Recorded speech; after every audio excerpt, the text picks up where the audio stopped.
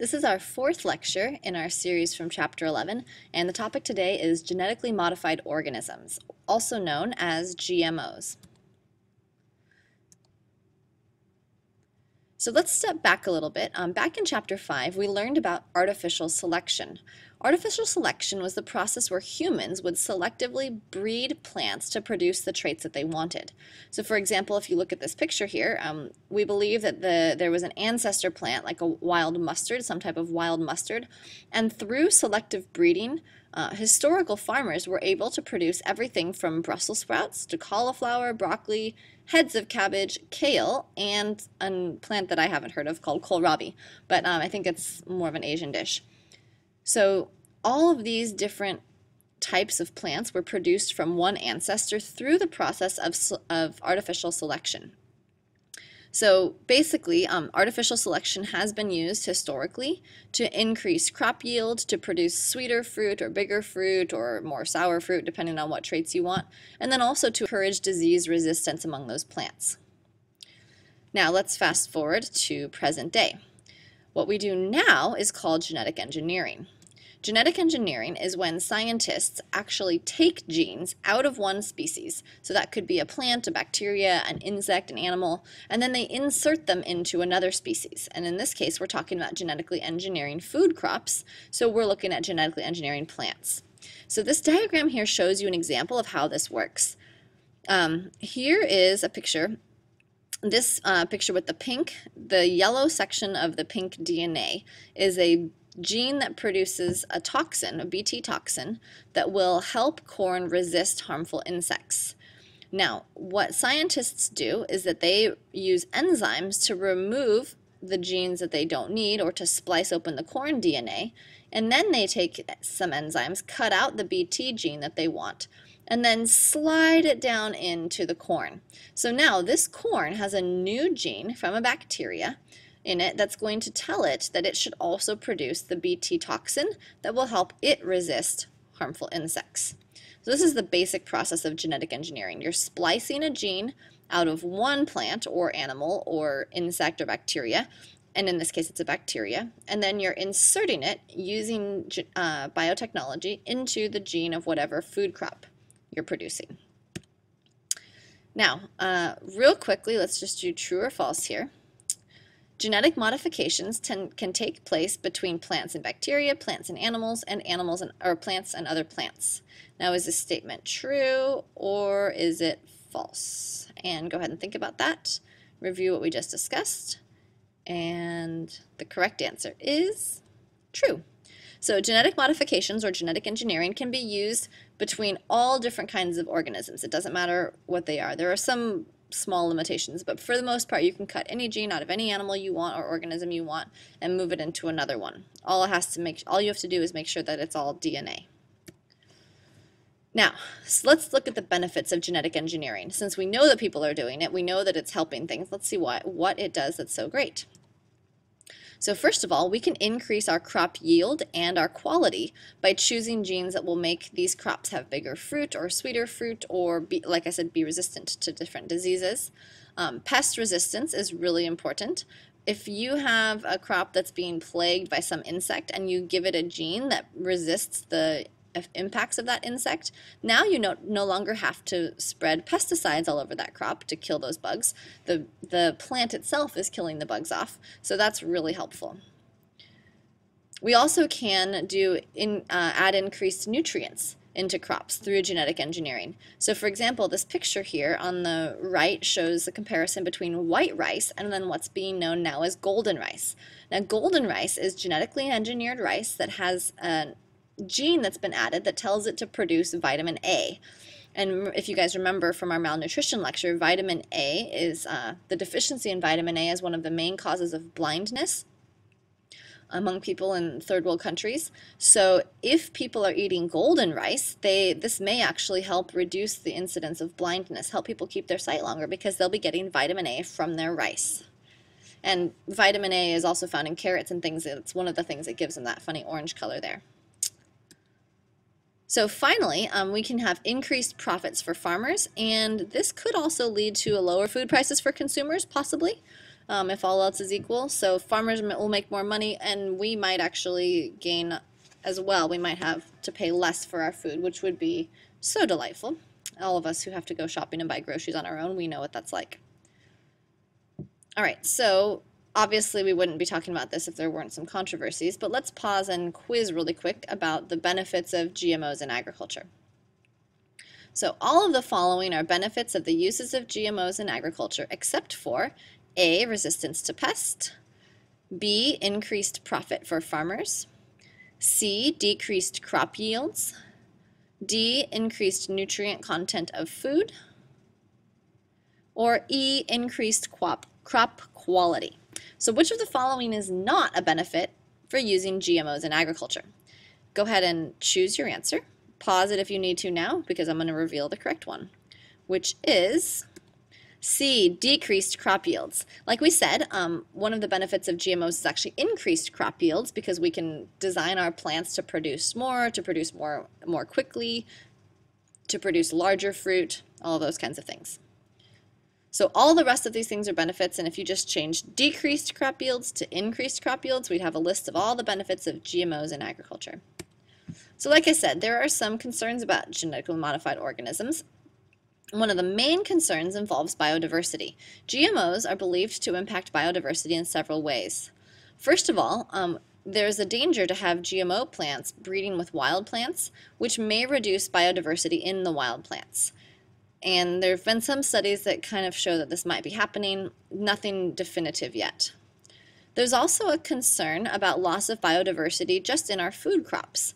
So other varieties of crops and plants are being planted less and studied less because everybody's moving towards the GMOs.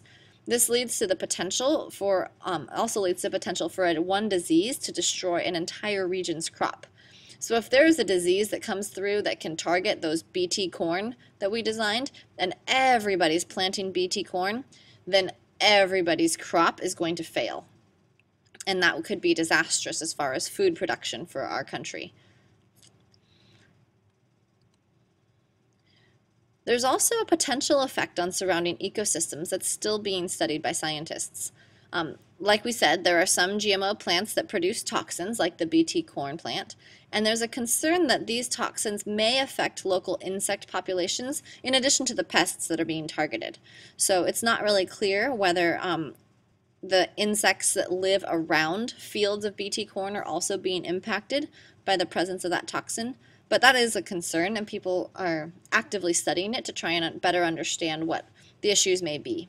And actually, one of the steps that farmers are taking is they're putting a buffer zone around their cropland so that it makes it less likely that animals or insects that are living outside that buffer zone in the surrounding areas around the fields will be able to interact with the GMO crops.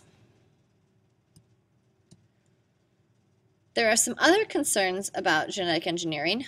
First of all, safety for human consumption. There's very little evidence so far to show that genetically engineered crops are unsafe for humans, although they are studying possible allergic reactions. Some people are developing wheat allergies, gluten allergies, things like that, and there's a little bit of concern that it may be because they're genetically modified. However, this hasn't been confirmed yet at all. So while the public might have some concerns about safety for human consumption, there's very little scientific evidence to support those concerns. There's also a whole issue with regulation and labeling. And this comes down to the economics of the system versus the desire to inform consumers about what they're eating. So for example, labeling is going to cost a lot of money. In order to require manufacturers to label every single product that contains genetically modified organisms, we're going to have to pay hundreds of thousands of dollars, millions of dollars, just in changing our labels. Now the other problem is tracing your food supply back. Now if you're like Cheerios and you're manufacturing, you're using oats to make your cereal, and you're not certain, like maybe some of those oats came from genetically modified crops, maybe some of them didn't, to have to trace your supply chain back and confirm whether it did or did not is going to be a huge hassle. Now that increased cost in labeling is probably going to lead to an increased cost for food. So this is one of the reasons why people haven't voted yet to require companies to label their genetically modified products. Another concern is that whether or not consumers even have the right to know if food is GMO. How much difference does it make to them? Is it going to determine whether they buy it or not? And is it going to be something where they are going to choose different products because they're not GMO versus GMO products? For some people, it is an issue. Some people do prefer to reduce their consumption of genetically modified food, which is why they buy organic. If you guys remember, one of the stipulations of being organic is that you cannot use genetic modifications in your crops. So one of the other concerns too is that education needs to happen. So by labeling something like this contains genetically modified organisms, there's almost an implication that it then becomes unsafe in some way. If the label is required, well, it must be unsafe. So how do we teach people about what it means to be genetically modified and that it may not be unsafe, that it may actually be beneficial?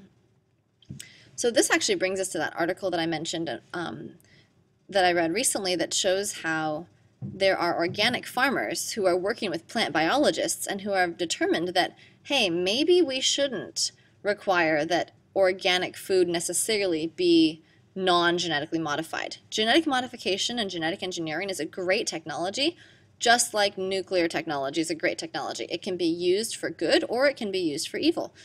We can use nuclear technology to help treat cancer, or we can use it to blow people up.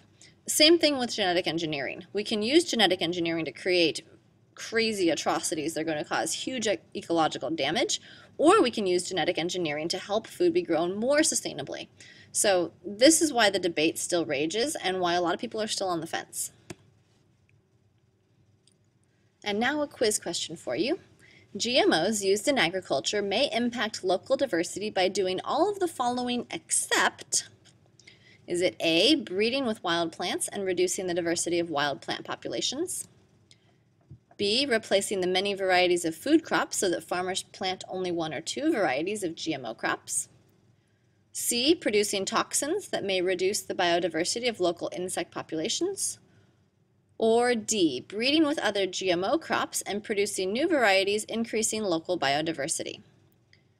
So go ahead and think for a minute. Choose your correct answer, and as soon as you have it, go ahead and push play because we are about to reveal the answer, which is D, breeding with other GMO crops and producing new varieties, increasing local biodiversity. Genetically modified organisms used in agriculture are probably going to reduce biodiversity to the best of our understanding, so that would mean that A, B, and C are all true statements, and D is the false statement. Because remember, you're looking for all of the following except, so you're looking for the false statement, and that would be D. All right. So moving on a little bit, let's look at a case study before we wrap up. The case study involves no-till agriculture and Roundup-ready crops. Now, if you remember, plowing fields will increase the rates of erosion because you're turning over the soil, and that's exposing loose soil to air and water, wind and water, and then wind and water will carry that loose soil away.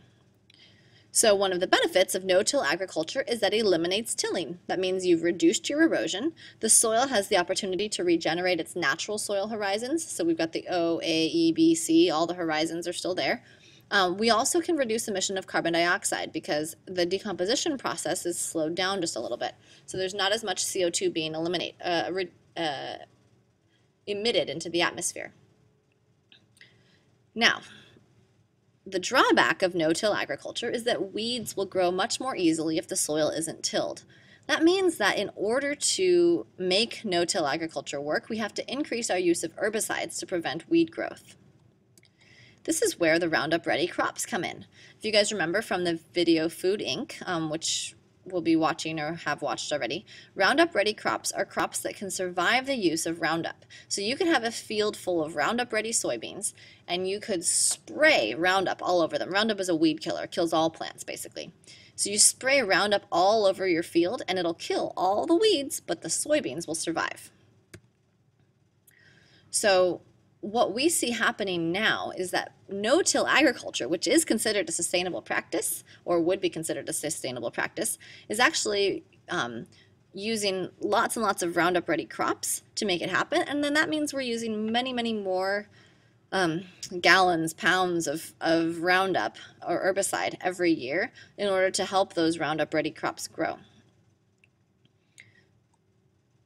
So here's a picture of no-till agriculture. This is a field of soybeans being grown in an old cornfield. So you can see the leftover brown bits from the corn that was grown there last season, and now we've got soybeans being grown on top of it. This is a great example of crop rotation. Corn depletes the nitrogen in the soil, and then soybeans, actually, because they're a legume, they replenish the nitrogen in the soil. So this farmer is helping to prevent his need for fertilizer, because at least nitrogen-based fertilizer, because he's doing a little bit of crop rotation here. The drawback, though, is that he probably had to spray that field very heavily with Roundup before, possibly during, and then after these crops are planted. And the increased use of herbicides, these herbicides break down, but not really quickly. They run off into local rivers and streams, they can pollute groundwater, and they can cause problems for local aquatic populations. Because Roundup is an herbicide, it kills plants. And so if it seeps into a neighboring ecosystem, it may actually begin killing off plants in that ecosystem. So different problems, two sides of the debate. It's really hard to know where to draw the line on some of these things, and that's why we need informed people making decisions. So this is another plug for you guys to stay educated, keep reading about what's going on, remember the things you've learned, and when it comes down to you to make a decision, vote with your voice, your political voice, and vote with your dollar. You can affect what products are available in the supermarket simply by what you choose to purchase. So that's all we have for today. Thank you for listening, and I will see you all in class.